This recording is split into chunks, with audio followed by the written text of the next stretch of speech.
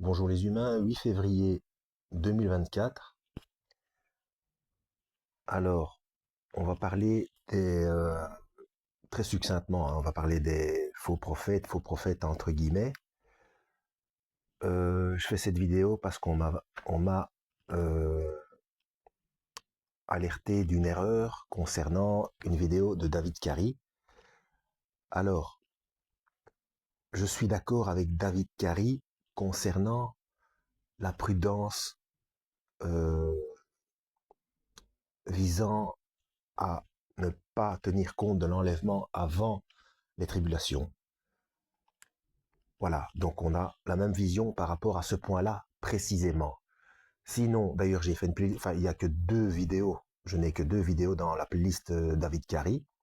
Donc, mon accord sur le traitement de l'enlèvement, quoi que je dis, je le répète, j'espère avoir tort. J'espère qu'il y aura enlèvement avant les tribulations. Hein. Mais bon, prudence est de mise.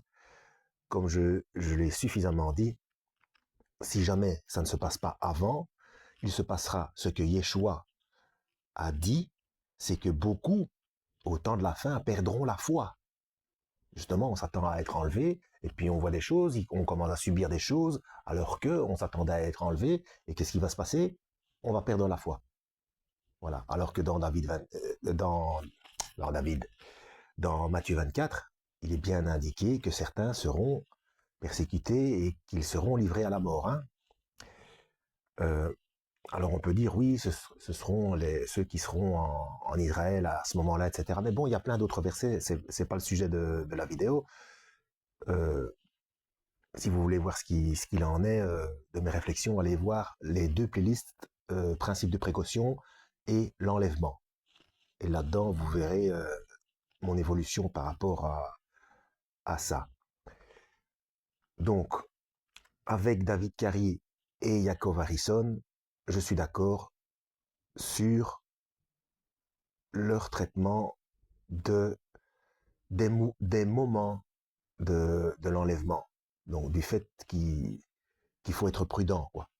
Qu'il faut s'attendre à subir des choses, à des persécutions, qu'il faut prendre la voie étroite, le chemin étroit, comme dit le Seigneur. Alors, seulement, donc merci pour le commentaire. Donc j'ai été voir cette vidéo, donc où il fait manifestement, et en fait, et je me suis souvenu par après, où il fait des erreurs manifestes dans sa vidéo, mais pas que dans celle-là, hein, j'en ai regardé d'autres depuis X temps, notamment sur la marque, parce que concernant la marque, c'était une vidéo qui datait de 2018, donc c'était 5 ans, même encore avant. Bref, il n'avait pas toutes les informations, donc forcément, il se trompait.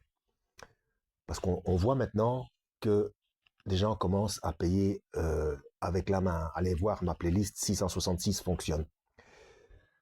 Donc, mais il y a beaucoup d'erreurs concernant sa compréhension du baptême et puis d'autres choses dans sa vidéo Saint Paul de Tarse, 2000 ans d'erreur. Voilà. Mais ce que je voulais dire, c'est qu'il ne faut pas aller trop vite en disant que quelqu'un est un faux prophète parce qu'on peut très bien se tromper. Par exemple, moi, vous pouvez aller voir dans ma playlist Perversion des codes de Dieu. À un moment donné, je fais un lapsus et je dis que c'est, je dis quelque chose comme euh, c'est encore Dieu, c'est euh, c'est euh, c'est Dieu qui a perverti son code. Donc bien sûr, c'est Lucifer qui pervertit les codes de Dieu.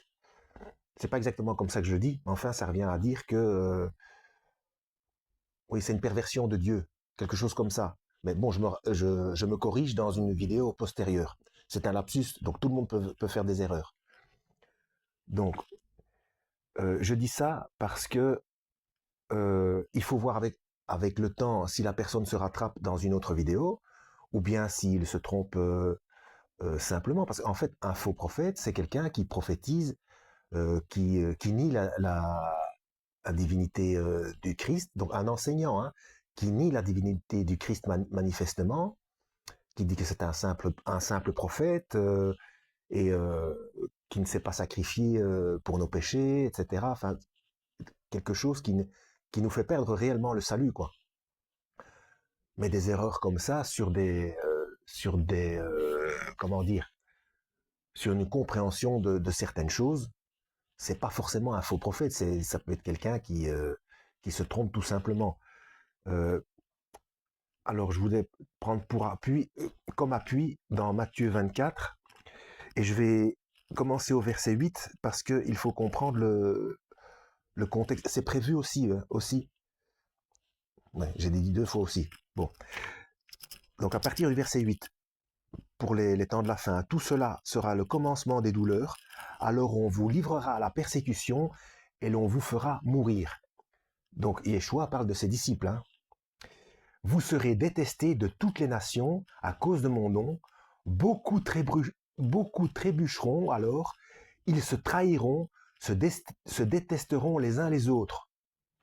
Et ensuite, à partir de verset 11, il est indiqué, beaucoup de prétendus prophètes surgiront et ils tromperont beaucoup de gens. Mais ça, c'est à partir du verset 11 qu'on parle des faux prophètes. Sinon, tout ce qui est avant, donc même le verset 10, beaucoup trébucheront, alors ils se trahiront, se détesteront les uns les autres. On parle des disciples du Christ. Donc pour un oui ou pour un non, on va se traiter de faux prophète parce que quelqu'un s'est trompé. Comme par exemple, vous qui me regardez, si vous êtes d'accord avec les pré-tribulationnistes, si vous êtes sûr et certain que oui, on va se faire enlever avant les tribulations, imaginez que ça ne se passe pas, eh bien tous ces gens qui ont prophétisé l'enlèvement avant les tribulations, ils se feront haïr et seront traités de faux prophètes. Vous voyez? Alors qu'ils se sont simplement trompés. Et il y aura une chasse aux sorcières et ils seront livrés, emprisonnés. Vous voyez? Moi, je le vois d'ici. Hein, je le vois d'ici.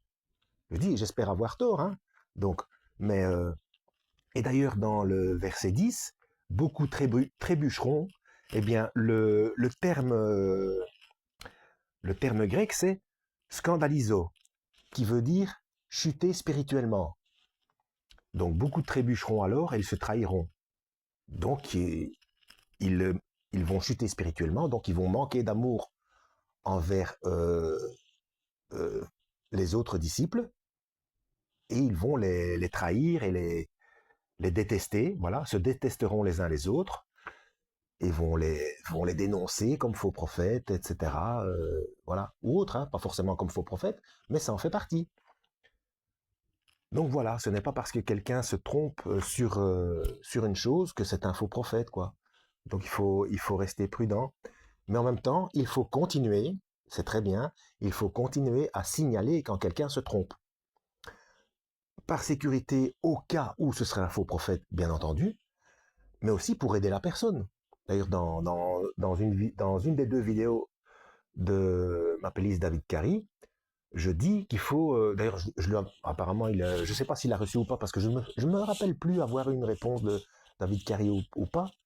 Euh, si, je crois qu'il m'a répondu, mais c'était sur quelque chose d'autre, parce que cette affaire-là, ça m'était sorti de la tête, parce que j'étais focalisé sur l'enlèvement. Mais bon, dans cette vidéo, où je réponds à l'erreur de sa vidéo Paul de Tarse, 2000 ans d'erreur, je dis dans la vidéo d'essayer de l'informer de son erreur. Hein. Voilà, c'était juste pour signaler cette petite chose, de ne pas prendre quelqu'un comme faux prophète trop vite, parce que voilà, c'est pas forcément le cas. Hein. Tout le monde se trompe, moi aussi. Hein. Vous allez voir dans mes anciennes vidéos. C'est pour ça que je laisse mes vieilles vidéos, comme ça vous voyez la progression des réflexions selon les nouvelles informations qui me viennent et ma compréhension des textes. Hein. Vous voyez? Allez, en espérant avoir été utile, lisez la Bible et que Dieu vous guide.